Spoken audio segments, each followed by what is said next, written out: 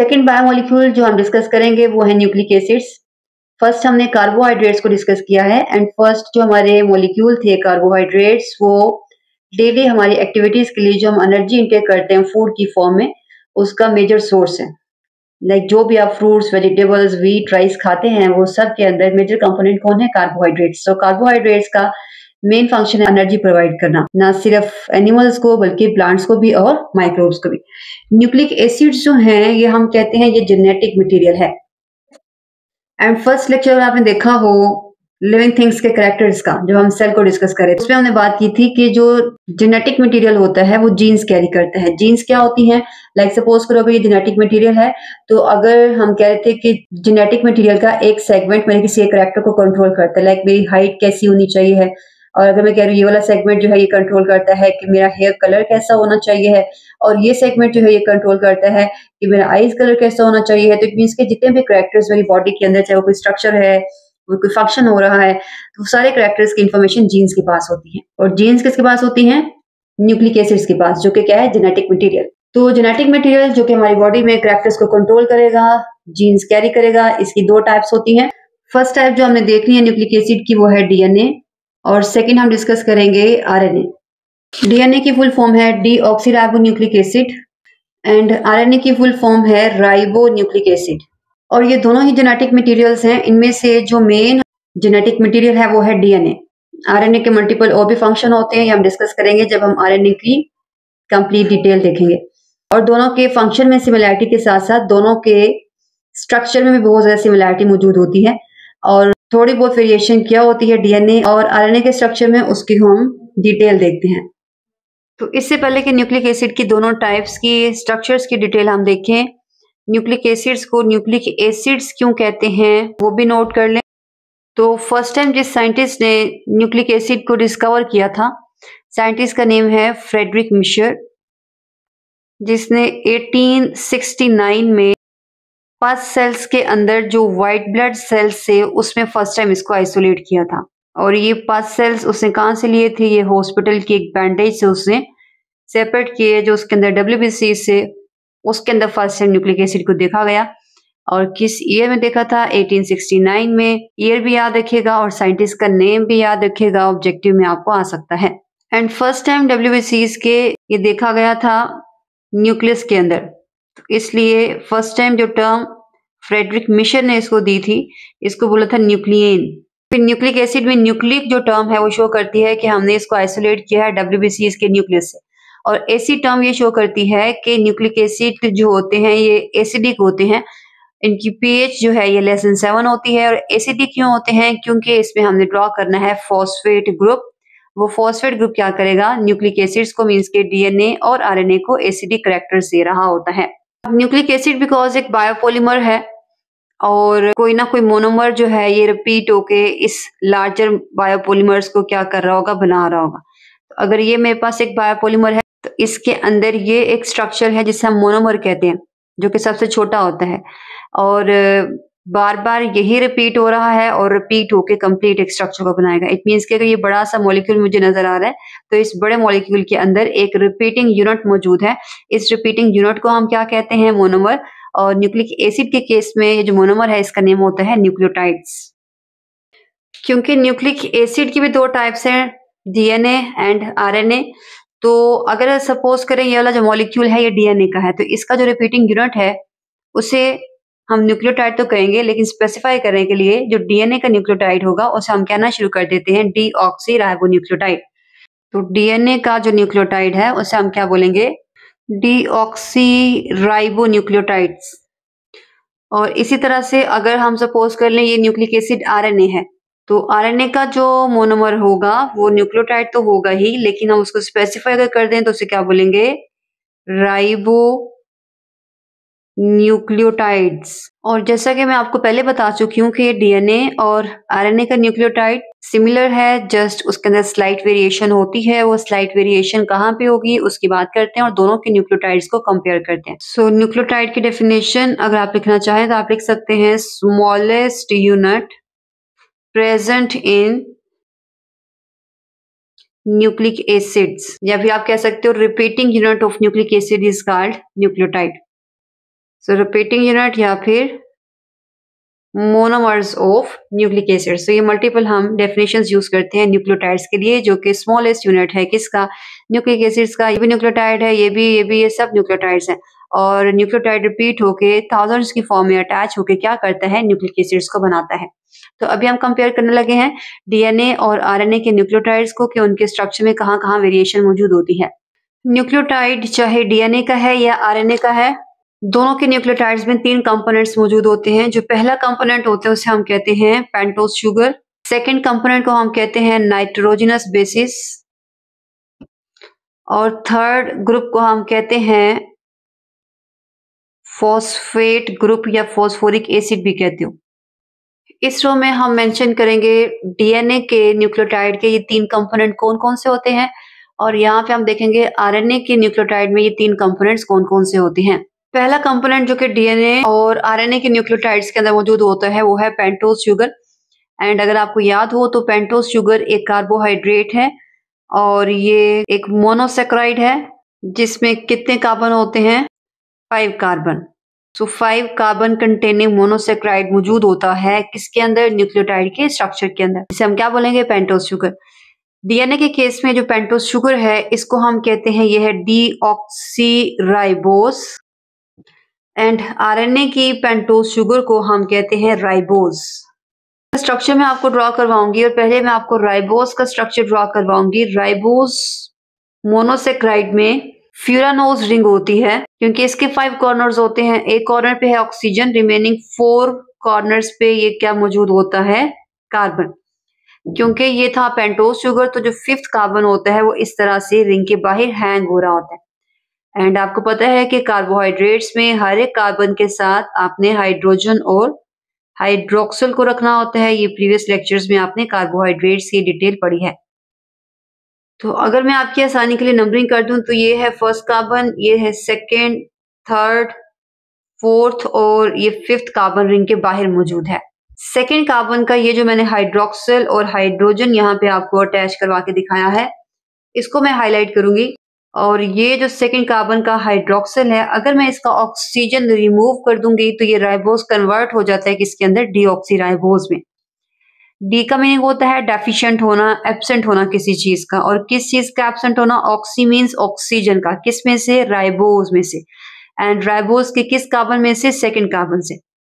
तो ये ड्रॉ करते हैं डीऑक्सीराइबोज को, सेम है राइबोज वाला स्ट्रक्चर, ओनली हमने 2nd कार्बन का ऑक्सीजन अटैच नहीं करवाना है। तो पहले मैं आपको वही ड्रॉ करके दिखा देती हूँ। यहाँ पे हाइड्रोक्सिल था 2nd कार्बन के साथ, मैंने ओनली यहाँ पे हाइड्रोजन रखा है, ऑक्सीजन नहीं ड्रॉ किया, और बाकी जो स्ट्रक्चर है वो दोनों में सेम रहेगा। तो ओनली वेरिएशन डीएनए और आरएनए के न्यूक्लियोटाइड के पहले कंपोनेंट में जिसे हम पेंटोज शुगर कह रहे हैं वो क्या होती है, आरएनए के अंदर होना राइबोज का और डीएनए के अंदर होना डीऑक्सीराइबोज का। दोनों का स्ट्रक्चर आपने देखा बिल्कुल सेम है, ओनली 2nd कार्बन पे डीऑक्सीराइबोज में ऑक्सीजन एब्सेंट है और इसमें ऑक्सीजन क्या होता है, मौजूद होता है। 2nd कंपोनेंट जो कि न्यूक्लियोटाइड्स के अंदर होता है डीएनए और आरएनए के न्यूक्लियोटाइड्स में, वो है नाइट्रोजनस बेसिस। और नाइट्रोजनस जो है शो कर रहा है कि इसमें नाइट्रोजन एटम लाजमी मौजूद होगा। और इसके 2 ग्रुप्स होते हैं नाइट्रोजनस बेसिस के, एक को हम कहते हैं प्यूरीन्स और 2nd को हम कहते हैं पायरिमिडीन्स। प्यूरीन्स के अंदर जो 2 बेसिस होंगी, एक को हम कहते हैं एडेनिन और 2nd को हम कहते हैं गवानीन। पायरिमिडीन्स में 3 हमने बेसिस देखनी है, एक को हम कहते हैं साइटोसिन, 2nd को हम बोलेंगे थायमीन, और जो 3rd है वो होती है यूरासिल। जब भी मैं नेक्स्ट टाइम न्यूक्लियोटाइड में ए लिखूं तो इट मीन्स कि हम बात करें एडेनिन की, अगर कैपिटल जी लिखा गया है तो इट मीन्स कि हम बात करेंगे गवानीन की, कैपिटल सी लिखा गया है तो साइटोसिन है, कैपिटल टी है तो इट मीन्स कि हम थायमीन की बात कर रहे हैं, और कैपिटल यू लिखा गया है तो इट मीन्स कि हम यूरासिल की बात करें। तो अगर प्यूरीन और पायरिमिडीन्स के स्ट्रक्चर की बात की जाए तो प्यूरीन्स जिसमें एडेनिन और गवानीन आते हैं, इनके स्ट्रक्चर्स में 2 रिंग्स होती हैं। जो फर्स्ट रिंग होती है उसके 6 कॉर्नर्स होते हैं, इसलिए हम कहते हैं वो हेक्सागोनल है। वाइल जो 2nd रिंग होती है उसके 5 कॉर्नर्स होते हैं तो हम कहते हैं वो पेंटागोनल है। दोनों रिंग्स के कलेक्टिवली 9 कॉर्नर्स बनते हैं एंड 9 कॉर्नर्स में से first, third, 7th and 9th position पे नाइट्रोजन एटम मौजूद होता है। वाइल पायरिमिडीन जिसमें थायमीन, साइटोसिन एंड यूरासिल आते हैं, इनके स्ट्रक्चर में सिंगल रिंग होती है जो कि 6 कॉर्नर्ड होती है, इसलिए हम उसको हेक्सागोनल कहते हैं। एंड हेक्सागोनल के फर्स्ट एंड थर्ड पोजीशन पे नाइट्रोजन एटम मौजूद होता है पायरिमिडीन्स में। एंड ये 5 बेसिस के स्ट्रक्चर्स गिवन हैं। अगर आप इसको प्रैक्टिस करना चाहें तो आप इसको प्रैक्टिस कर सकते हो। तो टोटल हमारे पास 5 नाइट्रोजन बेसिस हैं, 2 प्यूरीन्स हैं और 3 पायरिमिडीन्स हैं। इन 5 में से जिनके 2 ग्रुप्स हमने पढ़े, 2 प्यूरीन्स होती हैं डीएनए के अंदर और 2 पायरिमिडीन्स होती हैं आरएनए के अंदर। इट मीन्स कि ये प्यूरीन्स तो दोनों के अंदर होंगी, लेकिन इन 3 में से कोई सी 2 हो सकती हैं डीएनए में और कोई सी 2 हो सकती हैं आरएनए के अंदर। तो लिखते हैं कौन कौन सी प्यूरीन्स और पायरिमिडीन्स मौजूद होती हैं डीएनए और आरएनए में। बट ये सब चीजें याद रखिएगा कि प्यूरीन्स में जो बेसिस है उनका नेम क्या है, उनकी शॉर्ट फॉर्म क्या है, एंड प्यूरीन्स के स्ट्रक्चर में कितनी रिंग्स हैं, रिंग के कितने कॉर्नर्स हैं और कितने कॉर्नर्स पे नाइट्रोजन है, कितने कॉर्नर्स पे कार्बन है। पायरिमिडीन में कौन सी बेसिस हैं, उनकी शॉर्ट फॉर्म्स, एंड पायरिमिडीन के तीनों के स्ट्रक्चर में कितनी रिंग्स होती हैं और हर एक रिंग में से कितने कॉर्नर्स पे नाइट्रोजन है और बाकी कॉर्नर्स पे कार्बन है। ये सब चीजें आपको ऑब्जेक्टिव में आ सकती हैं, इसको लाजमी अच्छे से देख लीजिएगा और अगर क्लियर ना हो तो मेरे से डिस्कस कर लीजिएगा। तो डीएनए के अंदर दोनों प्यूरीन्स होंगी, एडेनिन भी और ग्वानिन भी। पायरिमिडीन तीनों में से जो 2 मौजूद होती हैं वो है साइटोसिन एंड थायामीन, और मिसिंग कौन से वाली है ये भी आपको ऑब्जेक्टिव में आ सकता है। तो डीएनए के अंदर जो मिसिंग होती है वो है यूरासिल। आरएनए के अंदर दोनों प्यूरीन्स होंगी, एडेनिन भी और ग्वानिन भी। 3 पायरिमिडीन्स में से जो मौजूद होती हैं उसमें से फर्स्ट है साइटोसिन और सेकंड है यूरासिल, और जो मिसिंग होती है आरएनए के स्ट्रक्चर में वो है thiamine. And phosphoric acid DNA के अंदर भी मौजूद होता है और आरएनए के अंदर भी, इसमें कोई चेंज नहीं आएगा। ये मैंने फॉर्मूला लिखा है फॉस्फोरिक एसिड का। अब हम देखते हैं कि न्यूक्लियोटाइड के अंदर ये तीनों कंपोनेंट्स किस तरह से अटैच होते हैं और अटैच होकर जो फाइनल मॉलिक्यूल बनता है वो किस तरह का होता है। ये मैं आपको ड्रॉ करके दिखाऊंगी। डीऑक्सीराइबोन्यूक्लियोटाइड जो कि है डीएनए का, ये वही पेंटोस शुगर है डीऑक्सीराइबोज पहले हमने कंपोनेंट्स के कंपैरिजन में देखी। उसमें ये है फर्स्ट कार्बन, यहाँ पे होगा सेकेंड, थर्ड, फोर्थ, ये फिफ्थ वाला यहाँ पे हैंग हो रहा है। जब भी कोई नाइट्रोजस बेस पेंटोस शुगर के साथ अटैच होकर न्यूक्लियोटाइड बनाना चाहेगी तो सारे की सारी जो बेसिस हैं वो एक साथ अटैच नहीं होती हैं। लाइक अगर डीएनए के अंदर 4 होती हैं बेसिस, तो उसमें से कोई एक अटैच हो सकती है एक टाइम पे पेंटोस शुगर के साथ।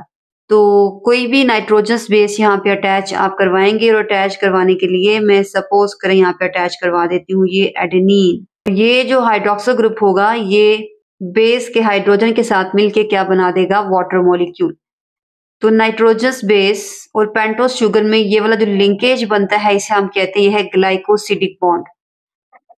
और क्योंकि हमने पहले पढ़ा कि हमारे पास 2 तरह की बेसिस होती हैं, प्यूरीन्स और पायरिमिडीन्स। प्यूरीन्स का जो पहला कॉर्नर होता है जिस पे नाइट्रोजन होता है, जब भी आपको ये क्वेश्चन आए कि पेंटोस शुगर का कौन सा कार्बन रिएक्ट करता है बेस के साथ, तो आपने बताना है फर्स्ट कार्बन जो है पेंटोस शुगर का रिएक्ट करता है बेस के साथ। एंड प्यूरीन्स अपने 9th कॉर्नर पे मौजूद नाइट्रोजन को यूज करती हैं पेंटोस के फर्स्ट कार्बन के साथ अटैच करने के लिए, वाइल पायरिमिडीन्स अपने फर्स्ट कॉर्नर पे मौजूद नाइट्रोजन को यूज करेंगी पेंटोस के फर्स्ट कार्बन के साथ रिएक्ट करने के लिए। अब न्यूक्लियोटाइड के पहले 2 कंपोनेंट रिएक्ट कर चुके होते हैं, तो इन दोनों कंपोनेंट्स को हम कहते हैं ये है न्यूक्लियोसाइड। कौन सी 2 चीजें इसमें मौजूद हैं, एक है ये पेंटोस शुगर और दूसरा है नाइट्रोजस बेस। तो न्यूक्लियोसाइड को हम कन्वर्ट करेंगे न्यूक्लियोटाइड के अंदर, क्या ऐड करवा के, उसमें फॉस्फेट ग्रुप ऐड करवा के। और जो फॉस्फेट ग्रुप होता है वो हमेशा ऐड होता है पेंटोस शुगर के 5th कार्बन पे। ये फॉस्फोरिक एसिड को मैं ओपन फॉर्म में लिख रही हूँ, लेकिन इसमें अगर आप काउंट करें तो अभी भी 3 हाइड्रोजन है, 1 फॉस्फोरस है और 4 ऑक्सीजन है। तो इट मीन्स के H3PO4 अभी भी इसका स्ट्रक्चर है, मैंने जस्ट इसको ओपन करके लिखा है। तो जब भी फॉस्फेट ग्रुप पेंटोस शुगर के साथ अटैच होकर न्यूक्लियोटाइड बनाना चाहता है तो फॉस्फेट ग्रुप का ये वाला हाइड्रोजन एंड पेंटोस शुगर का ये वाला हाइड्रोक्सिल, ये दोनों मिलके क्या बनाएंगे, वाटर मॉलिक्यूल। और ये ऑक्सीजन एंड ये इसके साथ क्या कर जाते हैं, रिएक्ट कर जाते हैं। इस लिंकेज को हम कहते हैं, इसको मल्टीपल नेम्स देते हैं, लाइक इसको हम ईस्टर लिंकेज बोलते हैं। जब भी किसी दो मॉलिक्यूल्स के दरमियान आपको इस तरह का लिंकेज नजर आए और यहाँ पे भी कोई हाइड्रोकार्बन की चेन हो, यहाँ पे भी कोई और चेन हो, तो इस ग्रुप को हम कहते हैं ये है ईस्टर लिंकेज।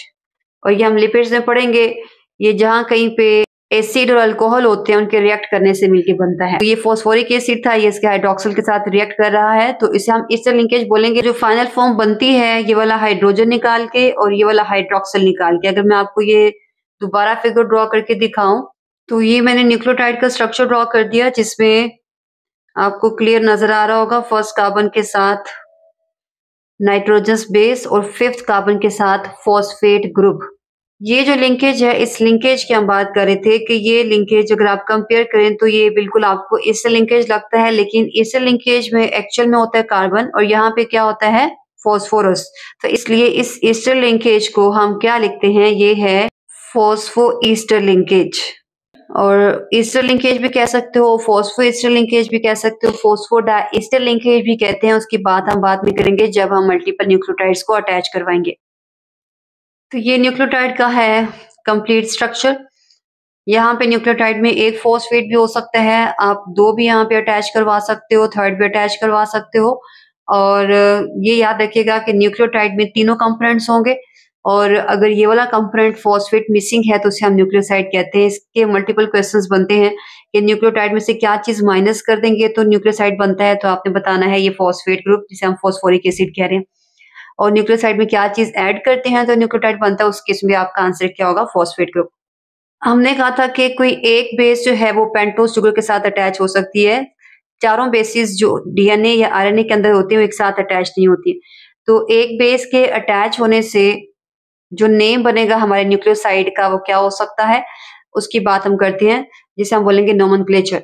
बात कर रहे थे कि एक न्यूक्लियोटाइड की फॉर्मेशन के टाइम पे पेंटोस शुगर के साथ एक ही बेस अटैच हो सकती है। डीएनए के अंदर भी 4 बेसिस मौजूद हैं, आरएनए के अंदर भी 4 बेसिस मौजूद हैं, बट चारों एक साथ अटैच नहीं होती हैं। तो अगर वो इंडिविजुअली अटैच होती हैं बेसिस पेंटोस शुगर के साथ, तो उस केस में हमारे पास न्यूक्लियोसाइड्स कितने बनते हैं, न्यूक्लियोटाइड्स कितने बनते हैं, अभी हम उनकी डिटेल ड्रॉ करेंगे और उनके नेम्स क्या होती हैं उनको भी देखेंगे। तो आरएनए एंड डीएनए के न्यूक्लियोसाइड्स एंड न्यूक्लियोटाइड्स की नोमेनक्लेचर की भी हम बात करेंगे। तो नोमेनक्लेचर का मीनिंग क्या होता है, नेम असाइन करना। और पहले हम नोमेनक्लेचर डिस्कस करेंगे आरएनए के न्यूक्लियोसाइड्स एंड न्यूक्लियोटाइड्स का। एंड आरएनए की बेसिस जिसमें से फर्स्ट है एडेनिन, सेकंड हम डिस्कस करेंगे ग्वानिन, थर्ड होती है साइटोसिन और फोर्थ होती है यूरासिल। थायमीन आरएनए के अंदर मिसिंग होती है। एंड आपको ये चीज क्लियर है कि जब ये बेसिस पेंटोस शुगर के साथ रिएक्ट करती हैं तो जो मॉलिक्यूल बनता है उसे हम कहते हैं ये न्यूक्लियोसाइड है। क्योंकि पहले हम आरएनए के न्यूक्लियोसाइड और न्यूक्लियोटाइड का नोमेनक्लेचर देख रहे हैं, तो आरएनए के न्यूक्लियोसाइड के अंदर दो चीजें रिएक्ट करती हैं, एक है नाइट्रोजनस बेस और ये रिएक्ट करती है किसके साथ, पेंटोस शुगर के साथ। एंड अभी हमने देखा है कि पेंटोस शुगर आरएनए के केस में होती है राइबोज। तो अगर एडेनिन राइबोज के फर्स्ट कार्बन पे अटैच होगी तो जो हमारे पास प्रोडक्ट आएगा उसे हम न्यूक्लियोसाइड बोलेंगे। एंड न्यूक्लियोसाइड और न्यूक्लियोटाइड का नोमेनक्लेचर लिखने से पहले जितनी भी प्यूरिन्स हैं उसके एंड पे ये याद कर लें कि आपने ऐड करना है सीन, और जितनी भी पायरेमिडीन्स होंगी उनके नोमेनक्लेचर के एंड पे आप क्या ऐड करोगे, डीन का वर्ड। तो अगर एडेनिन है, जब ये राइबोज के फर्स्ट कार्बन पे अटैच होगी तो जो न्यूक्लियोसाइड बनेगा उसे हम बोलेंगे एडिनोसिन। तो अगर कोई आपसे ये पूछे कि एडेनिन और एडिनोसिन में डिफरेंस क्या होता है तो आप बताइएगा कि एडेनिन एक फ्री बेस है एंड एडिनोसिन वो बेस है जो कि अटैच हो चुकी है किसके साथ, पेंटोस शुगर के साथ, और बना चुकी है न्यूक्लियोसाइड। इसी तरह से जब ग्वानिन राइबोज के फर्स्ट कार्बन पे अटैच होगी तो उसे हम बोलेंगे ग्वानोसिन। साइटोसिन एक पायरेमिडीन है तो एंड पे डीन की टर्म आएगी, और जब ये राइबोज के फर्स्ट कार्बन पे अटैच होगी तो आपको पता है इसे हम क्या बोलेंगे, ये है साइटिडीन। यूरासिल अगर राइबोज के फर्स्ट कार्बन पे अटैच होगा तो इसे हम बोलेंगे ये है यूरिडीन। और अभी हम ये बात कर रहे थे कि अगर हम न्यूक्लियोसाइड के पेंटोज शुगर के 5th कार्बन पे फॉस्फेट अटैच करवा देंगे तो वो क्या बन जाता है, वो बन जाता है न्यूक्लियोटाइड। तो न्यूक्लियोटाइड कंपोनेंट के अंदर पेंटोज शुगर भी मौजूद होती है, नाइट्रोजनस बेस भी मौजूद होती है एंड फॉस्फेट ग्रुप भी मौजूद होता है। और ये दोनों को कलेक्टिवली आपको पता है आप न्यूक्लियोसाइड कहते हो। और अभी जो हमने रिसेंटली न्यूक्लियोटाइड ड्रॉ किया है, अगर मैं आपको दिखा दूं तो ये था वो न्यूक्लियोटाइड जिसके पेंटोज शुगर के 1st कार्बन पे था नाइट्रोजन बेस और 5th कार्बन पे था फॉस्फेट ग्रुप। अगर यहाँ पे हमने फॉस्फेट ग्रुप 1 अटैच किया हुआ है तो इस न्यूक्लियोटाइड को हम बोलते हैं ये मोनोफॉस्फेट है। मोनो का मीनिंग होता है 1 और क्योंकि ये एक फॉस्फेट इस वाले न्यूक्लियोसाइड के साथ अटैच है तो इसलिए हम इस न्यूक्लियोसाइड में मोनोफॉस्फेट की टर्म ऐड करेंगे। अगर यहाँ पे मैंने इस पेंटोज शुगर के यहाँ पे एडेनिन अटैच किया है तो ये क्या है, एडिनोसिन। एडिनोसिन के साथ एक फॉस्फेट हो जाएगा तो न्यूक्लियोटाइड का नेम क्या हो जाएगा, एडिनोसिन मोनोफॉस्फेट। तो यहाँ पे लिखते हैं अगर न्यूक्लियोसाइड में एक फॉस्फेट ऐड होगा तो जो न्यूक्लियोटाइड बनेगा उसे हम क्या बोलेंगे, एडिनोसिन मोनोफॉस्फेट। और एडिनोसिन मोनोफॉस्फेट की शॉर्ट फॉर्म क्या बनेगी, AMP। इसी तरह से अगर एडिनोसिन के साथ मैं 2 फॉस्फेट अटैच करवा दूं तो ये एडिनोसिन मोनोफॉस्फेट है। अगर एक और फॉस्फेट आप यहाँ पे अटैच करवाना चाहें तो यहाँ पे जो हाइड्रोक्सिल है और यहाँ पे जो हाइड्रोक्सिल है ये दोनों मिलके वाटर का मॉलिक्यूल बनाएंगे। जो एक ऑक्सीजन रह जाएगा वो दोनों को अटैच करवा देगा। अगेन अगर आप एक और फॉस्फेट अटैच करवाना चाहेंगे तो यहाँ पे जो होगा हाइड्रोक्सिल एंड ये वाला हाइड्रोक्सिल ये दोनों मिलके क्या बनाएंगे, वाटर का मॉलिक्यूल। ये 3 फॉस्फेट क्या कर सकते हैं, किसी भी न्यूक्लियोसाइड के साथ अटैच करवा सकते हैं। अगर आप ये एक अटैच करवाओगे तो ये क्या बनेगी टर्म, एडिनोसिन मोनोफॉस्फेट। अगर 2 अटैच करवाओगे तो ये क्या बन जाएगा, एडिनोसिन डाइफॉस्फेट। और अगर 3 अटैच करवाओगे एडिनोसिन के साथ तो ये क्या बन जाएगा, एडिनोसिन ट्राइफॉस्फेट। तो किसी भी, चाहे वो डीएनए का है चाहे आरएनए का है, उसके न्यूक्लियोटाइड में 3 तरह के कॉम्बिनेशन हो सकते हैं। अगर न्यूक्लियोसाइड के साथ एक फॉस्फेट है तो मोनोफॉस्फेट लगाओगे, 2 फॉस्फेट हैं तो डाइफॉस्फेट लगाओगे, 3 फॉस्फेट है तो आप ट्राइफॉस्फेट लगाएंगे। तो फिर यहाँ पे लिखते हैं सेकंड पॉसिबिलिटी क्या हो सकती है, एडिनोसिन के साथ कितने अटैच करवा सकते हैं हम, 2। तो क्या बनेगा, एडिनोसिन डाइफॉस्फेट। और इसकी शॉर्ट फॉर्म क्या बनेगी, ADP। अगर मैं एडिनोसिन के साथ 3 फॉस्फेट अटैच करवाऊंगी मेरे पास जो न्यूक्लियोटाइड का नेम है वो क्या बनेगा, एडिनोसिन ट्राइफॉस्फेट। और शॉर्ट फॉर्म क्या बनेगी, ATP। इसी तरह से मैं इनकी ओनली शॉर्ट फॉर्म्स लिख रही हूँ, फुल फॉर्म आप यहाँ से निकाल सकते हैं। मोनोफॉस्फेट, डाइफॉस्फेट और ट्राइफॉस्फेट लगाना है ओनली आपने किसके साथ, न्यूक्लियोसाइड के साथ। तो अगर गवानोसिन के साथ एक फॉस्फेट अटैच होगा तो न्यूक्लियोटाइड का नेम क्या होगा, गवानोसिन मोनोफॉस्फेट। अगर 2 अटैच होंगे तो गवानोसिन डाइफॉस्फेट। अगर 3 अटैच होंगे तो गवानोसिन ट्राइफॉस्फेट। यहाँ पे 3 थे, AMP, ADP और ATP। यहाँ पे हैं 3 गवानिन के, GMP, GDP and GTP। Same आप यहाँ पे साइटिडीन के साथ एक फॉस्फेट लगाओगे तो न्यूक्लियोसाइड जब न्यूक्लियोटाइड में कन्वर्ट होगा तो हम क्या बोलेंगे, साइटिडीन मोनोफॉस्फेट। 2 लगाएंगे तो साइटिडीन डाइफॉस्फेट, 3 लगाओगे तो साइटिडीन ट्राइफॉस्फेट। इस तरह से यूरिडीन में uridine monophosphate, uridine diphosphate and uridine triphosphate. तो अगर आपको ऑब्जेक्टिव में ये आ जाए आरएनए में कितनी बेसिस होती हैं तो आप बताएंगे 4 होती हैं। और कितने न्यूक्लियोसाइड होते हैं वो भी कितने हो जाएंगे, 4। जब एडेनिन अटैच होगा तो न्यूक्लियोसाइड का नेम क्या है, गवानिन अटैच होगा तो उस केस में नेम क्या है, और इन दोनों केसेस में नेम क्या बनेंगे ये भी आपको याद रखना है। तो एक बेस के लिए एक न्यूक्लियोसाइड है, लेकिन एक न्यूक्लियोसाइड से हम 3 फॉस्फेट बना सकते हैं, मिनिमम 1 फॉस्फेट वाला और मैक्सिमम 3 फॉस्फेट वाला। तो ओवरऑल हमारे पास आरएनए के अंदर 4 बेसिस बनती हैं, 4 न्यूक्लियोसाइड बनते हैं और हमारे पास बनते हैं 12 न्यूक्लियोटाइड्स, क्योंकि एक न्यूक्लियोसाइड के हैं 3 न्यूक्लियोटाइड, तो चारों के हो जाएंगे 12। ये सब चीजें आपको ऑब्जेक्टिव में आ सकते हैं, इसको अच्छे से याद कर लीजिएगा। इसी तरह से अगर मैं यही वाला टेबल जो नोमेनक्लेचर है ये डीएनए के लिए चेंज करना चाहूँ तो उस केस में मैंने क्या करूंगी, बेसिस मेरी यही रहेंगी, एडेनिन, गवानिन, साइटोसिन और यूरासिल को मैं रिप्लेस करवा देती हूँ थायमीन के साथ। और याद रखिएगा ये मैं चेंज करवा रही हूँ किसके लिए, डीएनए के लिए। जस्ट आपको मैं डिफरेंसेस हाईलाइट करवा रही हूँ। और उस केस में जब नाइट्रोजन स्पेस पेंटोज शुगर के साथ अटैच होगी तो वहां पे पेंटोज शुगर डीऑक्सीराइबोज है। तो न्यूक्लियोसाइड का नेम जो है वो क्या बनता है, एडेनिन को हमने अटैच करवाया है डीऑक्सीराइबोज के साथ, तो न्यूक्लियोसाइड हो जाता है डीऑक्सी एडिनोसिन। ये जो स्मॉल डी मैंने यहाँ पे लिखा है ये शो करेगा किसको, डीऑक्सी को। तो आपने ओनली डिफरेंस क्या याद करना है, अगर एडिनोसिन लिखा गया है तो इट मीन्स के एडेनिन अटैच हुआ है राइबोज के साथ और न्यूक्लियोसाइड बना है आरएनए का। अगर डीऑक्सी एडिनोसिन लिखा गया है तो इट मीन्स के एडेनिन अटैच हुआ है डीऑक्सी राइबोज के साथ और ये किसका बना है, डीएनए का, जो कि है डीऑक्सी एडिनोसिन। इसी तरह से अगर गवानीन डीऑक्सी राइबोज के साथ अटैच होगा तो क्या बन जाएगा, डीऑक्सी गवानोसिन। और अगर साइटोसिन अटैच होगा डीऑक्सी राइबोज के साथ तो न्यूक्लियोसाइड का नेम होगा डीऑक्सीसाइटिडीन। क्योंकि डीएनए के अंदर यूरासिल नहीं होती है बल्कि क्या होता है, थायमीन। तो अगर थायमीन डीऑक्सी राइबोज के पहले कार्बन के साथ अटैच होगा तो जो न्यूक्लियोसाइड बनेगा उसे हम बोलेंगे डीऑक्सीथायमिडीन। डीऑक्सी एडिनोसिन के 5th कार्बन पे अगर एक फॉस्फेट है तो न्यूक्लियोटाइड का नेम क्या बनेगा, डीऑक्सी एडिनोसिन मोनोफॉस्फेट। अगर 2 अटैच करवाएंगे तो डीऑक्सी एडिनोसिन डाइफॉस्फेट, 3 अटैच करवाएंगे तो डीऑक्सी एडिनोसिन ट्राइफॉस्फेट। इसी तरह से अगर डी गवानोसिन के साथ एक फॉस्फेट है तो डीऑक्सी गवानोसिन मोनोफॉस्फेट, 2 हैं तो डीऑक्सी गवानोसिन डाइफॉस्फेट, 3 हैं तो डीऑक्सी गवानोसिन ट्राइफॉस्फेट। ये सेम बनाते हैं साइटिडीन का, deoxy cytidine monophosphate, deoxy cytidine diphosphate, deoxy cytidine triphosphate. And यहाँ पे यूरिडीन मिसिंग है डीएनए के केस में तो न्यूक्लियोटाइड्स 3 होंगे, डीऑक्सी थायमिडीन मोनोफॉस्फेट, सेकंड होगा डीऑक्सी थायमिडीन डाइफॉस्फेट, थर्ड होगा डीऑक्सी थायमिडीन ट्राइफॉस्फेट। तो सेम आरएनए की तरह डीएनए के अंदर भी 4 बेसिस हैं, 4 न्यूक्लियोसाइड होंगे और एक न्यूक्लियोसाइड के लिए 3 न्यूक्लियोटाइड्स हैं, तो टोटल आपके पास बन जाएंगे 12 न्यूक्लियोटाइड्स डीएनए के अंदर भी।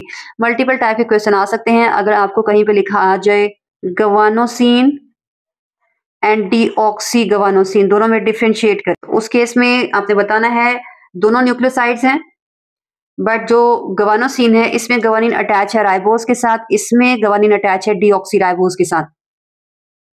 और अगर आपको याद है गवानोसिन और गवानोसिन मोनोफॉस्फेट में डिफरेंशिएट करें तो तब आप बताएंगे गवानोसिन एक न्यूक्लियोसाइड है, गवानोसिन मोनोफॉस्फेट एक न्यूक्लियोटाइड है। ये विदाउट फॉस्फेट है और ये है विद फॉस्फेट। और अगर आपको ये आ जाए डीऑक्सी गवानोसिन मोनोफॉस्फेट एंड गवानोसिन मोनोफॉस्फेट में डिफरेंशिएट करें तब आप बताएंगे गवानोसिन मोनोफॉस्फेट न्यूक्लियोटाइड है आरएनए का, और ये जहां पे भी डीऑक्सी की टर्म आएगी इट मींस के ये न्यूक्लियोसाइड या न्यूक्लियोटाइड होंगे डीएनए के। इस तरह के मल्टीपल क्वेश्चंस आपको आ सकते हैं। अगर आपको कोई भी चीज अभी तक के बताए गए कॉन्सेप्ट्स में क्लियर ना हो तो आप मेरे से डिस्कस करें, उसको क्लियर करें। नेक्स्ट इंशाल्लाह हम स्टार्ट करेंगे डीएनए का स्ट्रक्चर एंड उसका फंक्शन।